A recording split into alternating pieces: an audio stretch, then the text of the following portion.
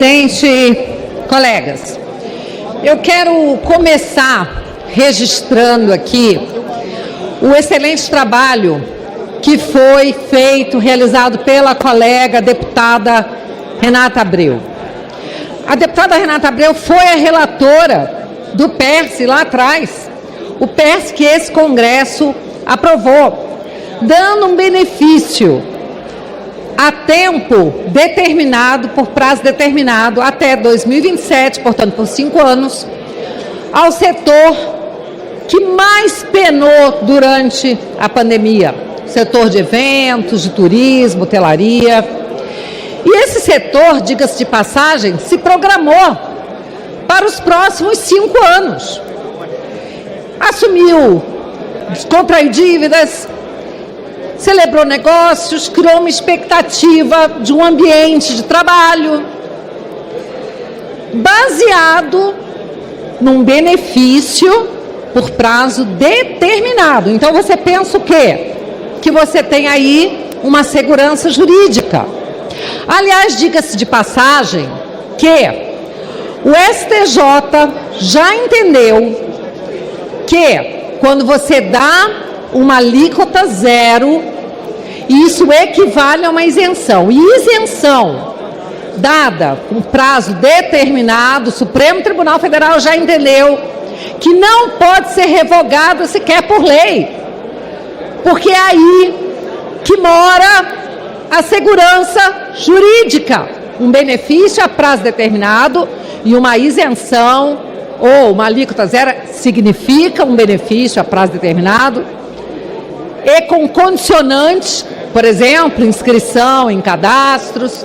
A condição não tem que ser onerosa, mas uma condição faz com que se torne imutável no cenário jurídico este benefício, para surpresa muito desagradável de todos do setor e desse Congresso que vê o seu trabalho sendo jogado por terra.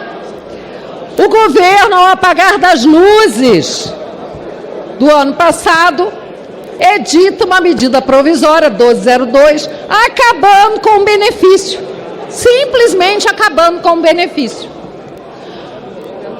Esse parlamento viu a lei aprovada por si, com amplo debate, inclusive com veto derrubado, ser maltratado, ignorado por esse governo, que não é muito afeito mesmo a manter acordos, a manter a palavra e a ter uma previsibilidade dos seus gastos, muito pelo contrário. O setor se organizou, veio aqui, buscou esse parlamento. Foram inúmeras as audiências públicas que nós fizemos na Câmara e no Senado, inúmeras, em que o setor mostrou os prejuízos gigantescos que a revogação do programa de recuperação, vejam, é um programa de recuperação, não é benesse não, é um programa de recuperação, sofreria com a revogação do PERSE. Nós trabalhamos, e eu confesso que participei, sentei na mesa para debater, para negociar, ofereci emendas, propus que fosse preservado ao menos aqueles setores que trabalham sob o regime de lucro presumido.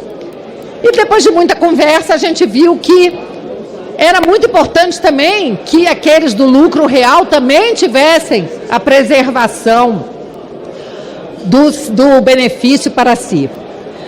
E foi aí, então, que nós sentamos à mesa novamente para conversar, no Colégio de Líderes, eu como líder da minoria, o presidente Arthur Lira sempre muito atento também, e a nossa relatora Renata Abreu bastante receptiva.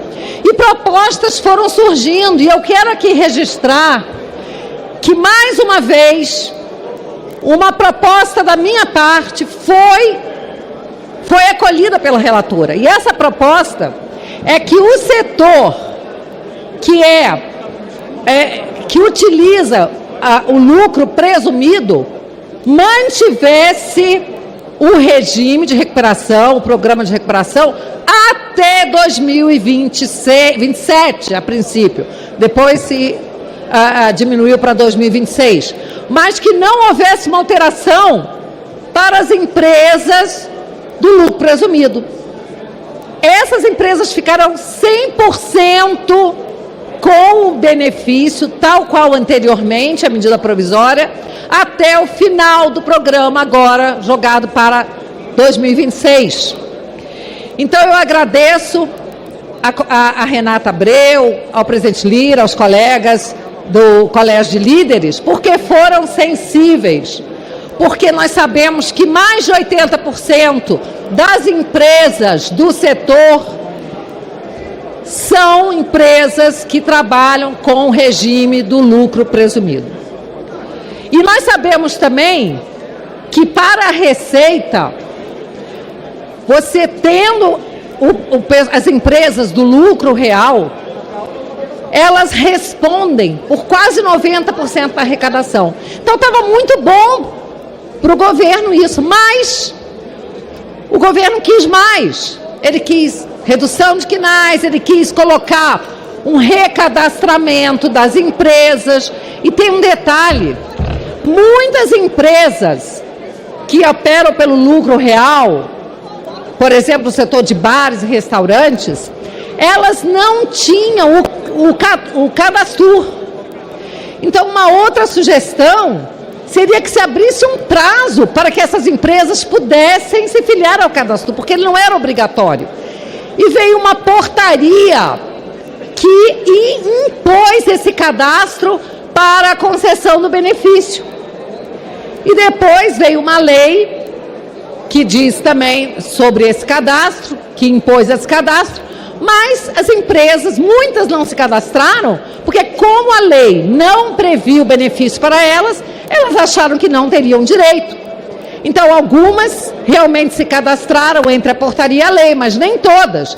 Então, eu vejo aí, enxergo aí uma iniquidade, porque várias empresas que tiveram prejuízo durante a pandemia, foram obrigadas a fechar suas portas, ou que conseguiram se manter abertas, graças ao programa também que permitia que o governo pagasse durante 6 meses o salário dos empregados do governo Bolsonaro, mas essas empresas não puderam usufruir do PERSE com o advento daquela portaria que impôs um cadastro que não era obrigatório anteriormente.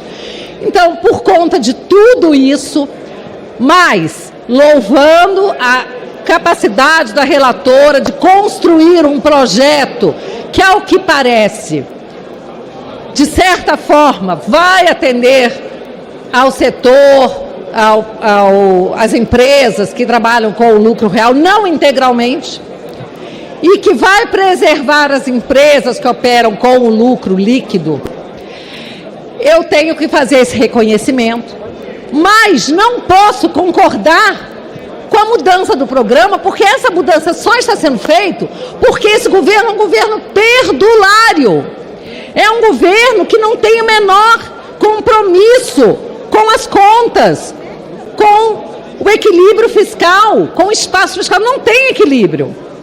A gente sabe que as promessas desse governo de equilíbrio fiscal, de obedecer às metas, todas essas já foram para o brejo. Está tudo lá no projeto da LDO para 2025, o abandono da promessa de déficit zero, que chocou o mercado e fez com que o dólar disparasse. Os preços, a inflação, tudo disparando agora, por conta da irresponsabilidade fiscal desse governo.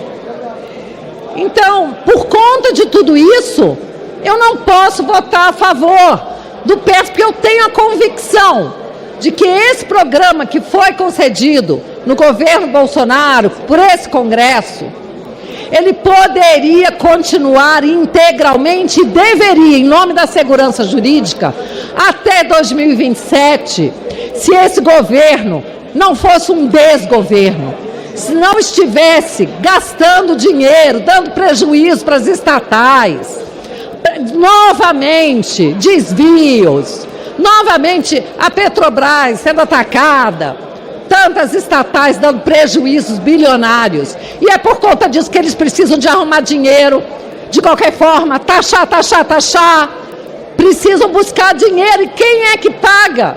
É quem empreende, e também aqueles que trabalham de carteira assinada, que dependem de empresas para lhes oferecer uma oportunidade de trabalho. Então, por conta disso tudo, a minoria não pode concordar com o projeto, embora reconheça, melhor esse do que a medida provisória, mas pela segurança jurídica e por respeito ao setor, nós não podemos votar favoravelmente. Muito obrigada, senhor presidente.